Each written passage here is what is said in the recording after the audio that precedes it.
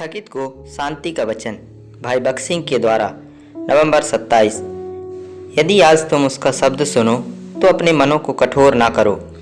इब्रानियों 3 अध्याय 15 पद। हम विश्वासियों को स्वयं को अधीनता में रखना सीखना होगा। हे नवयुग को, तुम भी प्राचीनों के अधीन रहो, परंतु तुम सबके सब एक दूसरे की सेवा के लिए दीनता से कमर बांधे रहो, क्योंकि परमेश्वर अभिमानियों का सामना करता है परंतु दीनों पर अनुग्रह करता है। पहला पतरस 5 अध्याय 5 पद। इब्रानियों 13 अध्याय 17 पद में हमारे पास एक ही विचार है। इब्रानियों 13 अध्याय 17 पद। अपने अगुओं की मानो और उनके अधीन रहो, क्योंकि वे उनकी नाई तुम्हारे प्राणों के लिए जागते रहते हैं, जिन्हें लेखा देना पड़ेगा कि वे यह काम आनंद से करें, ना कि ठंडी सांस ले लेकर, क्योंकि इस दशा में तुम्हें कुछ लाभ नहीं।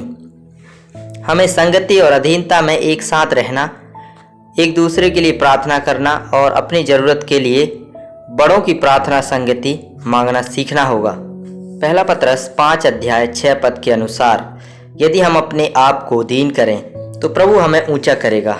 विश्वासियों के रूप में हमें स्वयं को दीन बनाने और प्रभु को ऊंचा उठाने का पाठ सीखना है।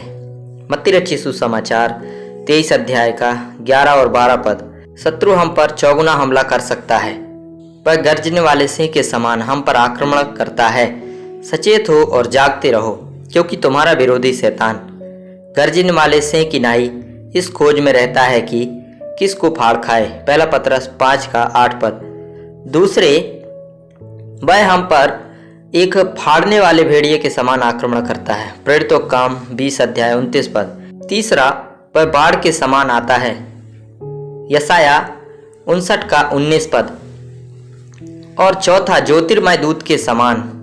दूसरा कुरिन्थियों 11 अध्याय 14 पद। तब शांत, सतर्क और प्रार्थना करने के साथ साथ नम्रता और दृढ़ता से हम शत्रु को हरा सकते हैं। पहला पतरस 5 का 10 पद में हम देखते हैं कि यह कैसे परमेश्वर हमारे जीवन में एक उद्देश्य के लिए है कि कठिनाई की अनुमति देता है।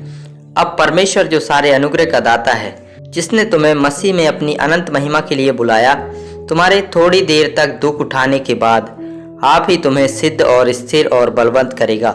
कठिनाई के माध्यम से परमेश्वर हमें परिपूर्णता में लाता है। दूसरा, वह हमें विश्वास में स्थिर करता है। तीसरा, वह हमें दुखों से निकालकर आत्मिक रूप से बलवान बनाता है। तूफानों से ही पहाड़ों पर पेड़ मजबूत और घने होते हैं। साथ ही ईश्वर हमें स्थापित करता है या हमें स्थिर रखता है ताकि हम डगमगाने ना पाएं। इस प्रकार चौगुना उद्देश्य के लिए अनुग्रह का परमेश्वर हमारे जीवन में दुखों को आने देता है। उसे अनुग्रह का परमेश्वर कहा जाता है, क्योंकि हम हर परीक्षा और कठिनाई के लिए उसके अनुग्रह का दावा कर सकते हैं।